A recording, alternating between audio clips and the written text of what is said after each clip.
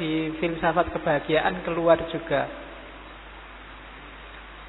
Jadi hidup kita ini kayak kusirnya, apa itu namanya, pedati, apa ya, kereta. Kudanya 2, cuma itu gambarnya kurang mewakili. Kudanya ada sayapnya nanti. Jadi hidup kita itu kayak orang yang sedang naik kereta.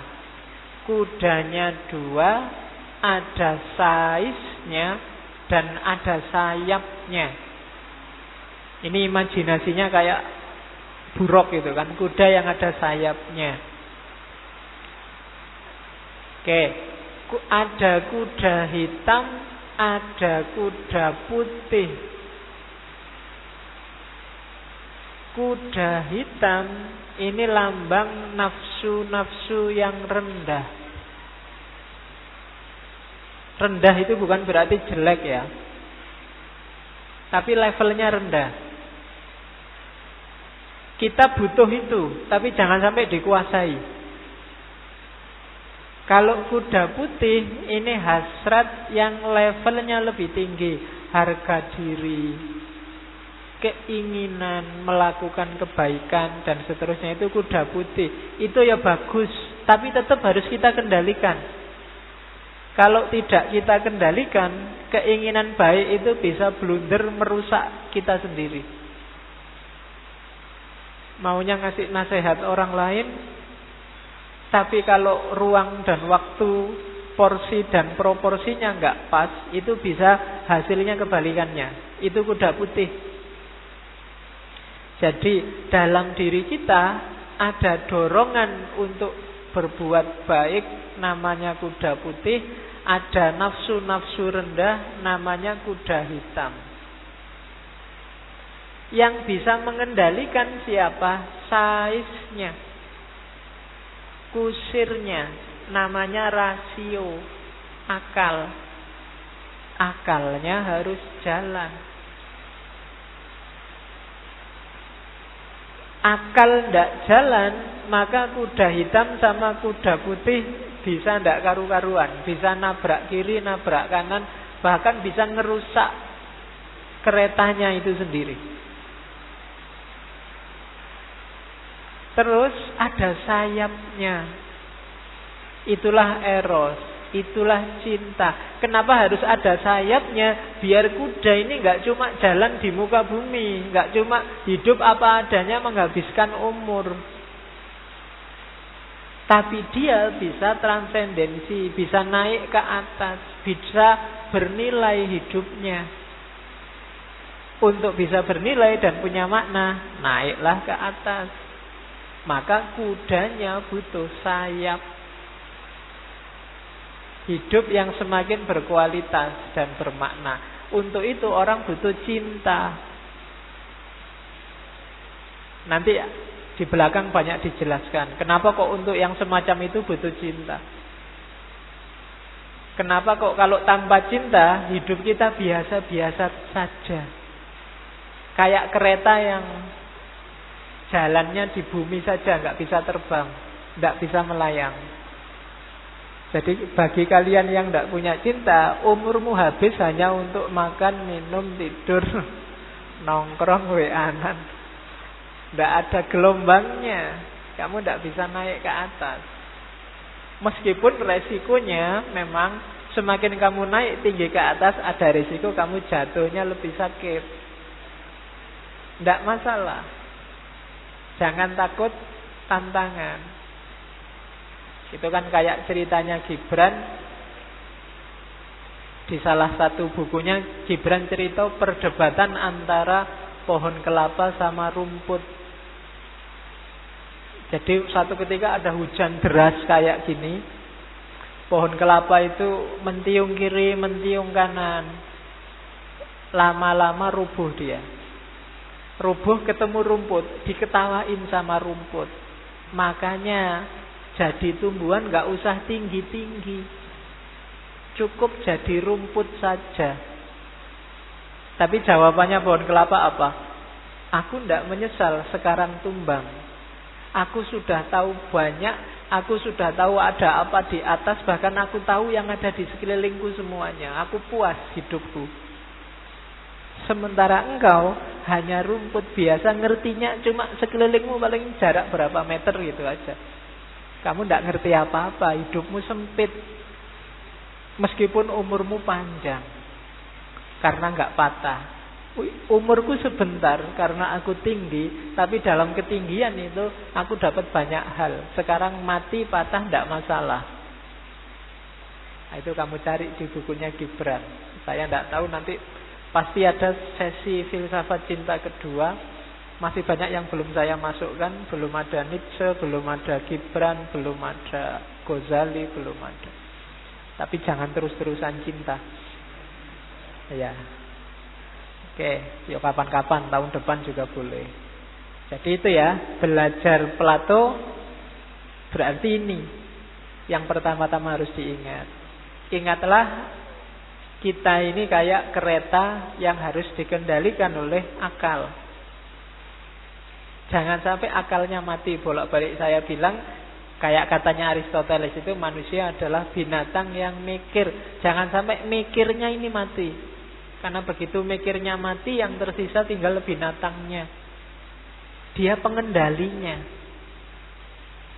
Oke, makanya belajarlah filsafat. Nanti di bagian-bagian awal simposium, diskusi muncul, kenapa kok tiba-tiba ngomong cinta? Ya karena awalnya ngomong filsafat. Jadi katanya Sokrates kan sering bilang bahwa filsafat itu adalah satu bidang keilmuan, bidang pengetahuan yang membuat kita bisa hidup lebih baik. Kenapa? Karena kita bisa berpikir lebih baik. Sokrates kan gitu. Pengetahuan meniscayakan kebaikan. Pengetahuan yang benar, perbuatan pasti juga benar. Tidak mungkin orang ngerti pengetahuan yang benar, perbuatannya salah. Kenapa? Orang kayak gini katanya Plato berarti dia belum benar-benar tahu. Dan dia orang bodoh. Karena kalau orang benar-benar ngerti, kalau dia tahu kebaikan, dia pasti melakukan kebaikan. Jadi katanya Sokrates, makanya untuk hidup dengan baik kita butuh filsafat. Filsafat itu menunjukkan pada kita, ini loh modusnya hidup yang benar dan baik itu. Filsafat itu menunjukkan pada kita nggak perlu takut ini, nggak perlu takut itu. Kita harus melakukan ini, jangan melakukan itu filsafat. Jadi yang sudah ngaji filsafat sampai sesi 140 sekian, harusnya hidupnya lebih baik kualitasnya. Kalau belum, yo tanyalah pada Sokrates. Kok bisa belum? Harusnya wawasannya tambah, kualitas hidupnya juga naik. Harusnya itu. Itulah hakikatnya filsafat. Kalau belum nyampe situ, ya mungkin masih sofis, bukan filosofia. Kalau sofis itu pengetahuannya banyak, tapi pengetahuan ini diolah untuk kepentingannya sendiri. Hasrat individualnya. Makanya kaum sofis ini selalu gegeran sama Sokrates. Nanti di situ juga ada orang sofis di simposium. Jadi jangan jadi sofis, jadilah filosofis. Oke, terus berarti apa? Filsafat itu belajar tentang hidup, belajar tentang manusia. Dan salah satu gejala manusia, gejala hidup yang luar biasa dalam manusia itu cinta.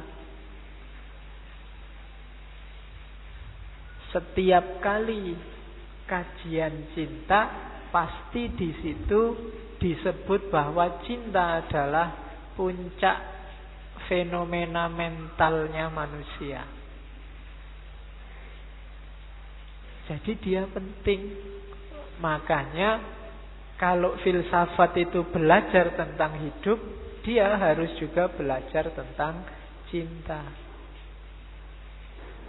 Nanti di awal-awal disebut ya berarti tema cinta itu tema yang penting, harus dibahas. Kesimpulannya itu.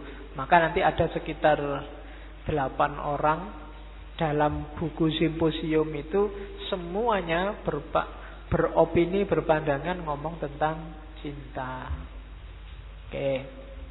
Terus kita lihat orang pertama yang ngomong dalam simposium. Sebelum ke sana, nanti didefinisikan dalam buku Phaedrus, cinta itu divine madness. Cinta itu madness. Madness itu kegilaan. Tapi divine madness itu kalau di bahasa Indonesia kan mungkin gila tapi ilahiyah. Susah ya definisi kegilaan tapi sifatnya, karakternya ketuhanan. Gendeng tapi ketuhanan. Susah ya. Bukan ketuhanan yang maha gila loh ya, tapi kegilaan yang bercorak ilahi. Itu cinta. Tidak ada cinta yang tidak gila. Kalau kamu belum nyampe level gila dalam tanda petik ya, bukan gila beneran. Kalau kamu belum nyampe level gila, kamu belum cinta beneran. Makanya dalam Phaedrus disebut ya kegilaan itu ada 2. Ada kegilaan karena memang sakit jiwa. Kalau ini sih nggak usah dibahas ya, dibawa aja ke dokter. Yang kedua ini, yang divine madness, kegilaan yang ilahiyah. Ini khas. Dia tidak normal kayak yang lain. Dan katanya Sokrates di Phaedrus itu kegilaan ilahiyah itu sebenarnya 4 jenis. Salah satunya cinta. Kegilaan ilahiyah itu ya yang pertama madness of prophecy. Profesi itu semacam kenabian. Para nabi, para pembaharu, orang-orang yang dapat ilham untuk melakukan perubahan sosial itu kan orang-orang yang gila. Enggak normal. Yang lain hidup enak-enak kok dia mikir neko-neko. Ngerusak tatanan, itu kan kegilaan. Itu nabi yang bisa. Jenis pertama, kegilaan. Jenis kegilaan yang kedua adalah madness to escape guilt and hardship. Biasanya orang yang terjebak oleh kerumitan, kesalahan atau hidup yang beratnya beban luar biasa, itu agak gila. Ketika solusi-solusi normal tidak bisa, itu pikirannya biasanya mulai muncul yang alternatif-alternatif. Itu kegilaan, hardship, dan escape guilt. Itu jenis divine madness juga. Kayak kamu mungkin ada masalah, dipikir yang lurus nggak ketemu solusinya, wis ngewarang wae lah piye carane. Itu madness, gendeng kan itu. Wong solusi normal nggak bisa kok kamu ambil solusi ngawur aja. Ini butuh kemampuan nggak sembarangan. Itu madness. Kayak kamu ujian nggak ngerti dosennya kita tanya apa, wis dikuwarang wae sapa ngerti bener. Itu jenis madness juga. Jenis kegilaan juga. To escape guilt and hardship. Jadi maka kalau kalian ingin hidupmu berkembang, hidupmu semakin naik kualitasnya, kamu butuh kegilaan ini. Yang nomor 3 kamu butuh. Jadi bikin hidupmu berat, kamu merasa di pressure A, di pressure B, di pressure C, nanti otakmu akan meletek. Nyari jalan keluar. Tapi kalau kamu nggak berani tantangan, nyari aman saja, comfort zone saja, ya hidupmu gitu-gitu aja. Maka jadilah orang gila. Dalam tanda petik ya. Nanti kamu gendeng beneran. Sing disalahke ngajinya. Masa disuruh gila kok kemarin. Terus yang keempat, madness of poetry. Poetry itu ya sastrawan, puisi. Ini ya butuh orang-orang gila. Jadi puisi kok isinya lurus, delujur, gak ada yang baru ya enggak laku mesti. Harus inspiratif, ada yang baru. Maka orang-orang budayawan, sastrawan itu kan pikiran-pikirannya kadang mengejutkan.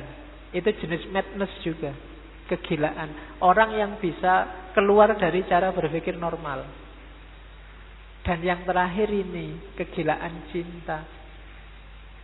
Katanya Plato, Kegilaan ketika kita melihat keindahan pada sesuatu yang kita cintai. Itu kegilaan. Lagi nongkrong pinggir jalan kok ada yang lewat. Indah lagi. Kamu kan rada gendeng sebentar. Agak. Ya. Pokoknya yang lurus-lurus lupa sudah. Wow, mesti gitu kan. Wow, mesti gitu kamu lihatnya. Nah, itu semacam kegilaan. Dalam cinta juga begitu. Apalagi kamu jatuh cinta beneran. Yang pernah pacaran atau sedang pacaran pasti ngerti betapa gilanya orang jatuh cinta itu. Hujan-hujan kayak gini disuruh jemput, ngaji lagi. Itu kan hanya orang gila yang mau. Ngapain dong enak-enak. Apalagi nanti pulangnya disuruh neraktir, bayari lagi. Dan itu mau. Oh, itu kan luar biasa. Dia sendiri suruh bikin makalah, malah males-malesan, dimarahi dosennya. Tapi begitu si dia yang minta bikin makalah, melekan dibela-belain. Oh, itu kan kegilaan yang luar biasa. Jadi divine madness. Bagi yang memang sedang jatuh cinta, kerjasamalah sama dia yang kamu cintai itu untuk mendorongmu produktif melakukan yang baik-baik. Kalau bisa kerjasama semacam itu, kalian berdua bisa naik kelas hidupnya dengan energi cinta. Jangan disuruh yang nggak penting. Paksalah pacarmu itu, misalnya kamu punya pacar, pokoknya aku ndak mau jadi pacarmu kalau bulan ini tulisanmu nggak jadi. Kalau semester ini tesismu nggak jadi, kita putus saja. Nah, itu kan positif energinya. Daripada dipakai yang aneh-aneh. Jadi mending kamu manfaatkan energi itu untuk yang positif. Kenapa? Di situ ada kegilaan-kegilaan. Yang kalau pakai pikiran normal ndak mungkin. Itu di Petrus. Jadi love is divine madness. Cinta adalah kegilaan ilahiyah. Orang yang jatuh cinta adalah orang yang gila. Orang yang berpuisi, para sastrawan, biasanya orang-orang yang gila. Orang yang hidupnya kepepet, itu orang-orang yang gila. Dan para nabi kadang-kadang melakukan revolusi sosial. Mereka juga kategorinya orang-orang yang gila. Terus ini yang dari simposium. Simposium ini nanti berurutan ngomong sahabat-sahabatnya Plato. Biasanya gongnya itu Sokrates. Sokrates inilah nanti konsep cintanya Plato. Kalau ini masih sahabat-sahabatnya. Ada yang salah diluruskan, ada yang dilanjutkan oleh Sokrates, ada yang dibantah sama sekali oleh Sokrates. Yang pertama Petrus. Petrus ini kayak penceramah. Karena dia orang bangsawan. Kalau ngomong agak gaya. Omongannya tinggi tapi ndak nyambung sama realitas. Ideal-ideal. Kayak calon bupati apa gubernur kampanye ndak ngerti realitas, yang diomongkan yang tinggi-tinggi. Ini gayanya Petrus. Makanya dia bilang cinta itu simbolnya eros. Dalam cinta ada kemuliaan, dalam cinta ada pengorbanan. Para pecinta adalah para pejuang yang mau berkorban dan seterusnya. Ini kalimat-kalimat bombastis untuk menceritakan cinta. Seolah-olah iya memang kayak gitu cinta itu. Ini cuma retorika.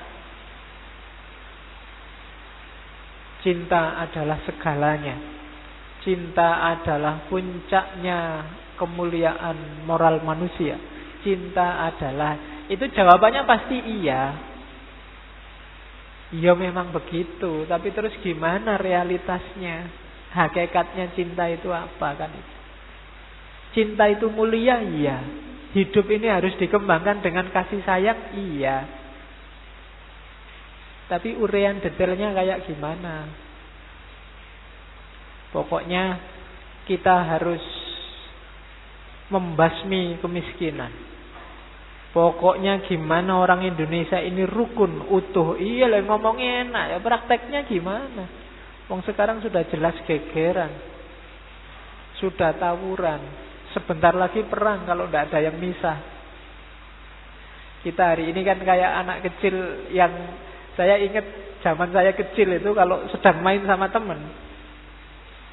Misalnya ada yang salah apa itu. Sebenarnya aku ndak apa-apa, tapi temenku ini yang kurang ajar. Wih, digituin. Kalau aku nangis itu, kalau aku ngamuk itu, kalau dia akhirnya ngamuk tenang.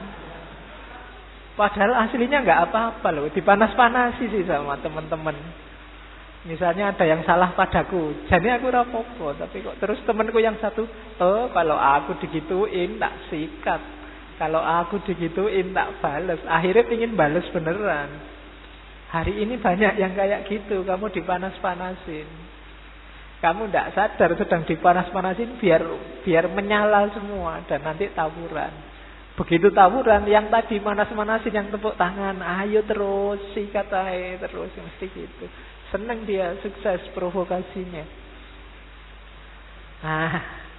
Pak Idrus ini gayanya itu sebenarnya. Dia ngomong tinggi-tinggi teoritis. Cinta itu mulia, cinta itu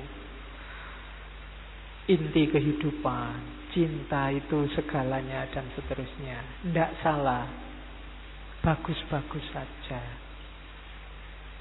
Cuma terus gimana menjalankan cinta ini? Cintailah musuhmu. Kalau kamu ditampar pipi kiri, kasih pipi kananmu. Lu yo panas ta yo.